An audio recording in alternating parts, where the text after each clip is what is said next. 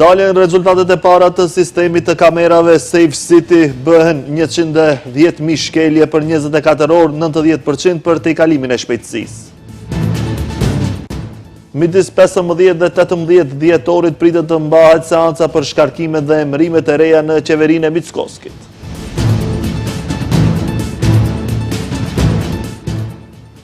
Asnjëri nga 35 të akuzuarit nuk ndjehen fajtor për zjarrin në diskotekën Puls në Koçan.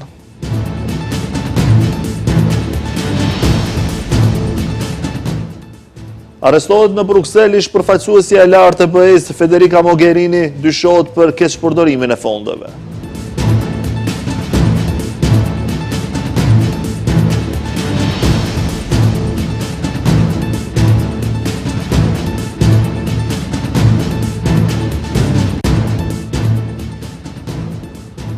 Përshëndetje shikues të nderuar, jemi me lajmet në televizionin Shenja. Sistemi Safe City ka detektuar 110.000 shkelje për 24 orë, 90% të cilave kanë të bëjnë me tejkalimin e shpejtësisë, qoftë edhe për 1 kilometër.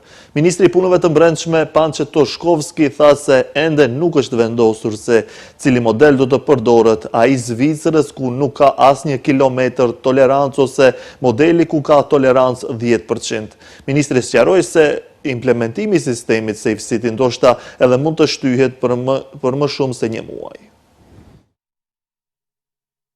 110.000 shkelje ka detektuar sistemi Safe City në 24 orët e fundit, edhe atë vetëm në kryeqytet, duke llogaritur si shkelje tejkalim të shpejtësisë edhe 1 kilometër më tepër se shpejtësia e lejuar. I pyetur nga televizioni Shenja, ministri i Punëve të Brendshme Pançe Toshkovski tha se në diskurs janë 2 modele, ai i Zvicrës që nuk parasheh tolerancë fare ose që të ketë tolerancë si në disa vende që janë pjesë e Bashkimit Evropian. Ai tha se dënime do të ketë edhe për ministra dhe zyrtar që do të shkelin rregullat në komunikacion dhe do të kapen nga kamerat e sistemit Safe City. Përjashtim, sipas Toshkovskit, do të ketë vetëm për autoambulancat dhe veturat në shoqërim.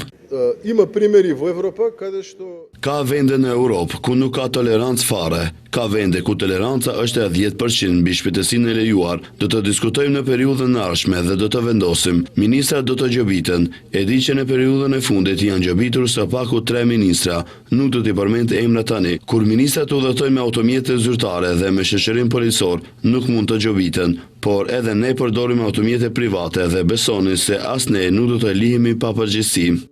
Për tolerancë në komunikacion, foli edhe kryeministri Hristian Mickovski. Ai tha se vërejtje për shoferët do të ketë edhe nëse kapen duke vozitur 50.5 km/h. Mickovski theksoi se e mbështet plotësisht zbatimin e projektit Safe City. Edhe me 50.5 do të marrin vërejtje, sepse ka rregulla që përcaktojnë çfarë nënkupton shpejtësi e përshtatshme dhe e papërshtatshme. Nëse arrim të shpëtojmë qoftë edhe një jetë njerëzore, unë jam i gatshëm ta marr gjithë barën mbi vete dhe ta pranoj të gjithë përgjegjësinë politike. Mjafton të shpëtojmë qoftë edhe një jetë, sepse një pjesë e atyre jetëve njerëzore humbën për shkak të mos respektimit të rregullave të trafikut dhe më së shumti kjo ndodh nga shpejtësia e papërshtatshme. Sipas informacioneve zyrtare, 90% e shkeljeve kanë të bëjnë me tejkalim të shpejtësisë të lejuar, ndërkaq 5.000 shkelje për kalim në semafor të kuq. Toshkovski njoftoi gjithashtu se Safe City ka regjistruar edhe afërsisht mbi 1.000 vetura të paregjistruara brenda vetëm 24 orëve. Ministri sqaroi se startimi i sistemit Safe City mund të mos nisë me 1 janar, siç është paralajmëruar, dhe mund të prolongohet për 1 muaj dhe të startojë me gjoba nga 1 shkurti. Seanca për shkarkimin e ministrit Orhan Murtezani dhe zgjedhja e ministrave të rinj do të mbahet midis 15 dhe 18 dhjetorit. Kryetari i Kuvendit Afrim Gashi deklaroi se i bie që të mbahet pas përfundimit të seancës për buxhetin e vitit 2026. Dje, qeveria propozoi Muhamet Hoxhën si ministër të mjedisit dhe Bekim Sali si ministër të çështjeve evropiane. Kryetari i Kuvendit Afrim Gashi tha sot se seanca për shkarkimin e ministrit për çështje evropiane Orhan Murtezani dhe zgjedhja e ministrave të rinj me shumë mundësi do të mbahet pas përfundimit të seancës për buxhetin e vitit 2026, konkretisht midis 15 dhe 18 dhjetorit. Megjithatë, ai nuk e përjashtoi mundësinë që kjo të ndodhë më herët. Ai gjatë një briefingu me gazetarët tha se plani i tij është të mbajë pyetjet e opozitës para kësaj seance në mënyrë që të gjithë të jenë të pranishëm në parlament, si kryeministri ashtu edhe të gjithë ministrat. Seanca 73 penale është planifikuar për nesër, ndërsa seanca 72 është planifikuar për 9 dhjetor, në të cilën do të fillojë debati 5 dhjetor për buxhetin e vitit 2026. Dje qeveria propozoi Muhamet Hoxhën si ministër të mjedisit dhe Bekim Saliun si ministër për çështje evropiane. Kryeministri Hristijan Mickoski tha se tani për tani do të ndodhin vetëm këto dy emrime, ndërsa tha se për postin e ardhshëm të ministrit aktual të integrimeve nuk është vendosur ende. Nuk kemi biseduar për emërimin e ardhshëm të zotrit Orhan Murtezani. Unë jam jashtëzakonisht të kënaqur me punën e tij të drejtanishme. Natyrisht, pres që edhe më tej të vazhdoj bashkëpunimi ynë diku tjetër, por tani në këtë periudhë kemi prioritete të tjera. E dini që aty diku mes datës 16 dhe 17 të këtij muaji është samiti i Ballkanit Perëndimor, Unioni Perëndimor, kështu që kemi prioritete të tjera në rendite dhe jemi të fokusuar në atë që t'i prezantojmë edhe një herë pozicionet tona për antarësimin e Maqedonisë në Bashkimin Evropian. Sa i përket shumicës së Badenderit, Mickoski tha se atë shpesh herë ndërlidhin me të ashtu quajturat ligje reformuese dhe ai nuk pret që ndonjë deputet i kuvendit të votoj kundër ose të mos votoj as pak kur të vijë një ligj i tillë reformues në rendite. Ish ushtruesi i detyrës së kryetarit të komunës së Gostivarit, Valbon Limani, tha se përsëri do të jetë kandidati i AKI-s në zgjedhjet e përsëritura me 11 janar. Ai sqaroi se censusi nuk arrit pasi grupet e caktuara brenda koalicionit Vlen kanë dhënë udhëzime që pas orës 15 qytetarët të mos dalin në votim sepse siç theksoi ai, nëse do të kishte pak kënaqësi reale, atëherë censusit do t'i mungonin mbi 3000 vota e jo 21 vota siç ndodhi në Gostivar. Ishte ushtruesi i detyrës së kryetarit të komunës së Gostivarit e Valbon Limani, në rrethin e parë të zgjedhjeve lokale fitoi rreth 17.000 vota, por ato nuk mjaftuan për të zgjedhur kryetar, pasi nuk u arrit censusi. Ai do të hyjë garës përsëri në zgjedhjet që do të mbahen më 11 janar. Se si erdhi deri te kjo, Limani në emisionin Debat në Shenja deklaroi se ekzistojnë informata të sigurta se grupet të caktuara brenda koalicionit të Vlen kanë dhënë udhëzime që pas orës 15 qytetarët të mos dalin në votim. Një nga arsyet është që kemi informata kështu të sigurta se grupet të caktuara brenda këtij koalicioni pas orës 15 dikund kanë dhënë instruksione që të mos dilet të votohet, por gjithashtu ashtu siç thash më parë edhe lista e votuesve e cila nuk është mirë azhuruar, por edhe disa rrethana tjera dhanë këtë rezultat që censusi të mos arrihet për 21 votë, sepse në qoftë se kishte ndonjë pakënaqësi reale, atëherë me siguri censusit do t'i mungonin 2.000-3.000 vota e më tepër. Limani theksoi se përsëri do të jetë kandidat i AKI-s, ndërsa tha se nuk është penduar që ka qenë pjesë e koalicionit AKI gjatë zgjedhjeve të fundit lokale.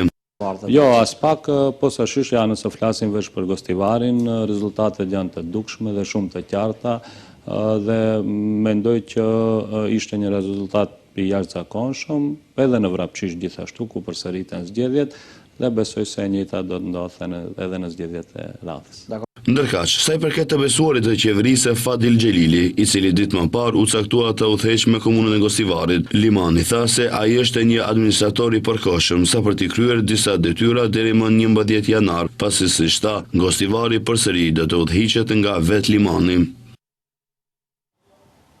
Ka vazhduar edhe sot seanca gjyqësore kundër të akuzuarve për rastin e Koçanit. Të 35 të akuzuarët u deklaruan të pafajshëm për vepra që u ngarkohen nga prokuroria, derisa të akuzuarit deklaronin pafajësinë e tyre para gjykate familjare të personave që kanë dërruar jetë, komentonin zëshëm nga salla. Avokatja e pronarit të diskotekës ku humbën jetën 63 persona gjeti faj tek të gjithë, duke nisur nga prokuroria tek të gjithë institucionet e tek antarët e grupit DNK, por klienti i saj thotë se nuk ka asnjë faj.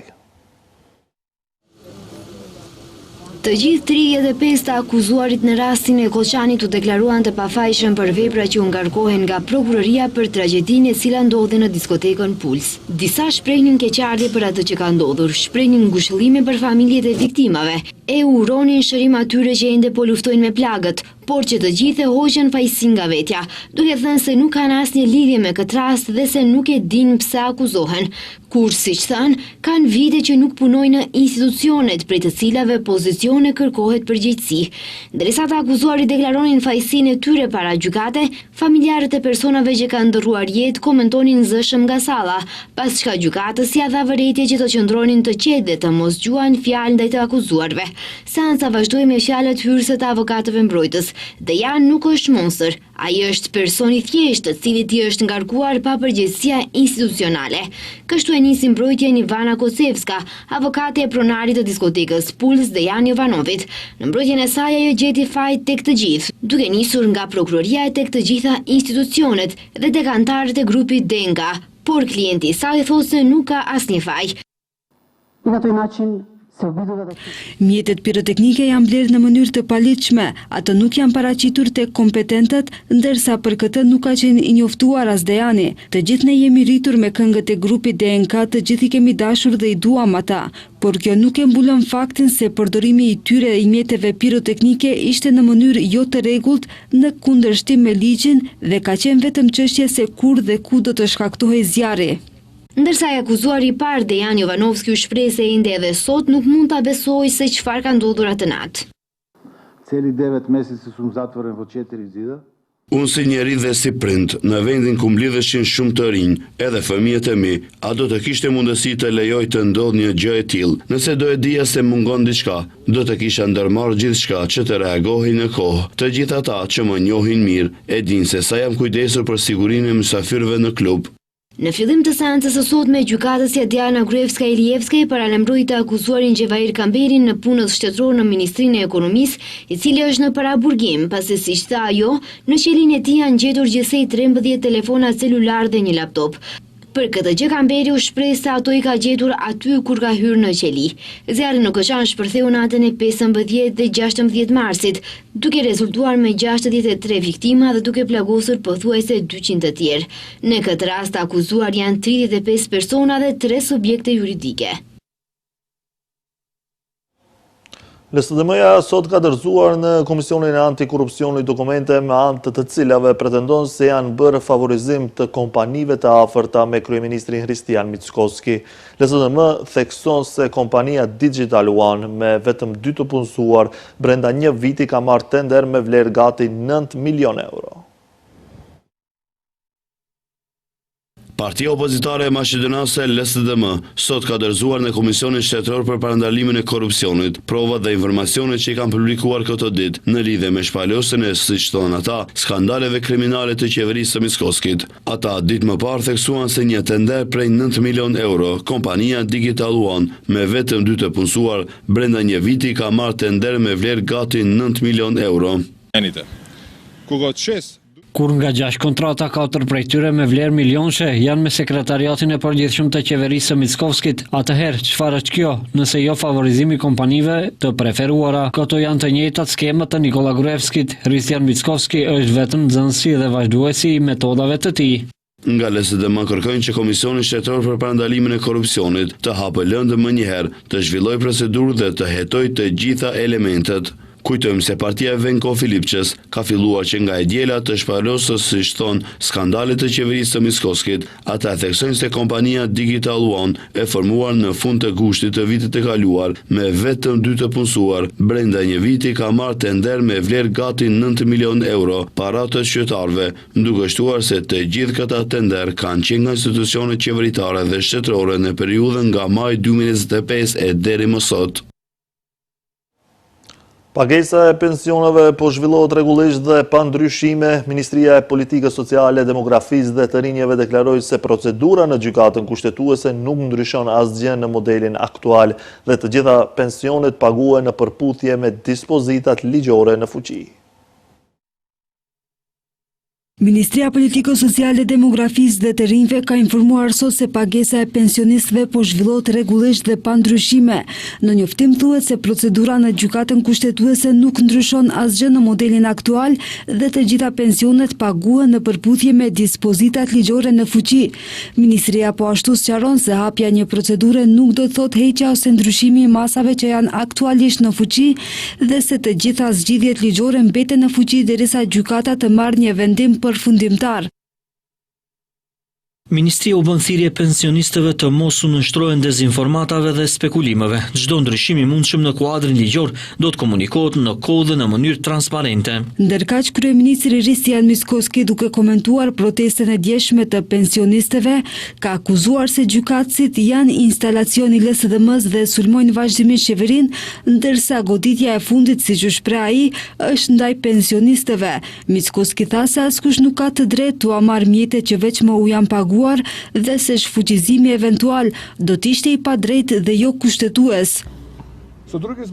Gjykatësit e kushtetueses kanë 3 opsione: rritje lineare të shpallin jo kushtetuese. Kjo do thotë se nga 1 janari 75% e pensionistëve do të kenë pensione më të ulta për 3 deri në 4.000 denar. Opsioni i dytë është që të gjejnë ndonjë logjik, sipas me të zberk dhe të padrejtë, që rritjen e ardhshme ta shpallin jo kushtetuese, ndërsa të tjerat kushtetuese. Unë nuk jam jurist, por jam konsultuar me shumë jurist dhe sipas meje, kjo tingëllon shumë qesharake.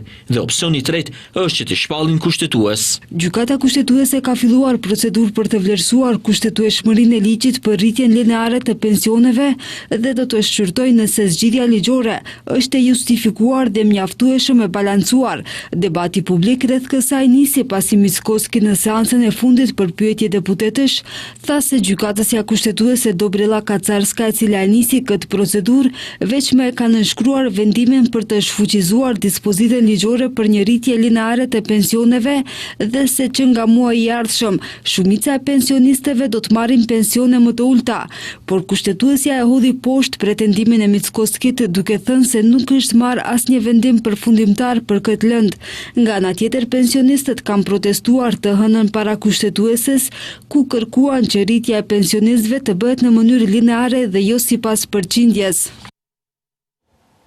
Një raport i ri nga Agjencia Evropiane e Mjedisit tregon se Maqedonia e Veriut ndodhet ndër 3 vendet e para në Evropë për vdekjet nga ndotje e ajrit. Italia ishte vendi i goditur më rënd në BE në vitin 2023 me mbi 43.000 vdekje të lidhura me nivelet të larta të PM2.5, ndërsa Islanda nuk regjistroi asnjë vdekje të lidhur me ndotjen e ajrit.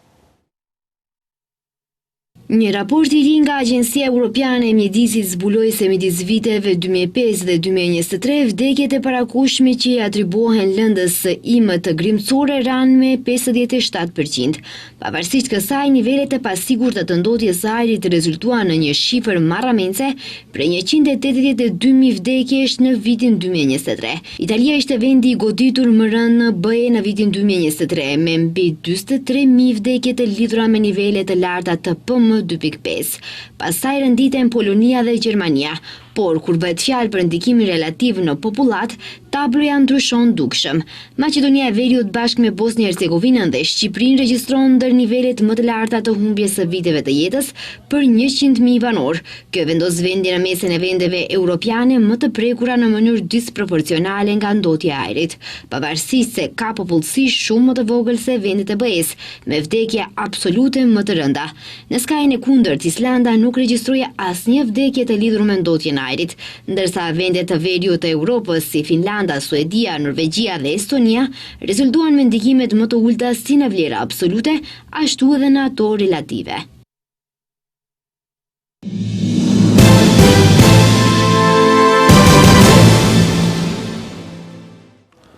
Serbia nuk ka marrë leje që industria e naftës së Serbisë të vazhdojë funksionimin, pas të cilës lejoi mbylljen e rafinerisë në Pančev, tha sot presidenti serb Aleksandar Vučić pas një takimi me ekipet përgjegjëse për stabilitetin dhe sigurinë energjetike të vendit të mbajtur në Beograd. Ai tha se ministria e minierave dhe energjisë do të informojë sot nisin se nuk ka asnjë indikacion se amerikanët do të japin licencë për funksionimin e rafinerisë, gjë që, siç tha ai, do të çojë në ndërprerjen e funksionimit punimit të rafinerisë në përputhje me vendimin e nisit.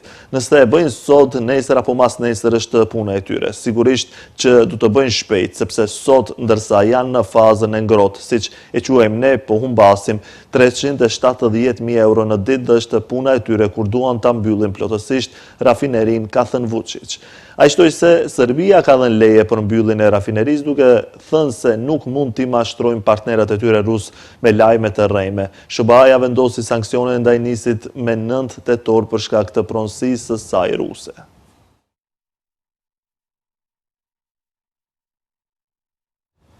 Ish përfaqësuesja e lartë e Bashkimit Evropian për punë të jashtme dhe politikën e sigurisë, Federica Mogherini, është arrestuar këtë të martë me 2 dhjetor nga forcat e rendit të Belgjikës. Ajo u ndalua në kuadër të hetimeve dhe bastisjeve të kryera pranë Kolegjit të Evropës dhe Shërbimit për Veprim të Jashtëm, bastisje të kryera me kërkesë të Prokurorisë Evropiane dhe të miratuara nga gjykatës si hetues dhe Policia Federale Belge, u zhvilluan pranë SAE në Bruksel në ndërtesat e Kolegjit të Evropës dhe brigës në banesa private. Hetimet lidhen me Akademinë Diplomatike të Bashkimit Evropian, një program formimi për diplomatët e rinj në vendet e BE-s. Në total janë ndaluar 3 persona mes tyre dhe Mogherini. Hetimi lidhet me dyshime për favorizim dhe konkurrencë të padrejtë në dhënje nga Shërbimi Diplomatik i BE-s, Kolegjit të Evropës të një programi trajnimi 9 mujor të destinuar për diplomatët e arshëm evropian, Akademinë Diplomatike të Bashkimit Evropian.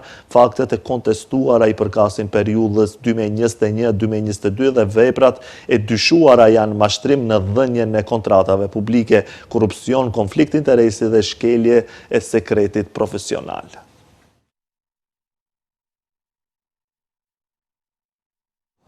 Qeveria bullgare ka vendosur të tërheqë projekt buxhetin për vitin 2026 pas protestave masive në të gjithë vendin. Rreth 50.000 njerëz morën pjesë në një tubim në Sofje të hënën në mbrëmje. Organizatorët thanë se 50.000 të tjerë u bashkuan demonstratave në qytete të tjera të mëdha. Protestuesit kundërshtuan propozimin e qeverisë për buxhetin i cili kërkonte të rriste ndjeshëm taksat dhe kontributet e sigurimeve shoqërore dhe thanë se kjo do të prekte kryesisht punëtorët e zakonshëm. Protestuesit rrisnin dorëheqje, ndërsa kërkuan që koalicioni në pushtet të rishikoj draftin ose të jap dorëheqjen më njëherë. Protesta në Sofje të hënën në mbrëmje e dominuar nga të rinjët filloi paqësisht në për rrugët dhe sheshet kryesore të qytetit, përfshirë edhe jashtë asamblesë kombëtare. Tensionet u rritën më vonë gjatë mbrëmjes kur një grup i vogël individësh të maskuar u shkoputën nga turma kryesore dhe filloi të vinte flaka në kontenjereve të mbeturinave, të vandalizonte automjetet e policisë dhe të sulmonte zyrat e Gerbit dhe të PS-s. Kjo ishte gjitha për këtë edicion informativ. Faleminderit për vëmendje, natën e mirë.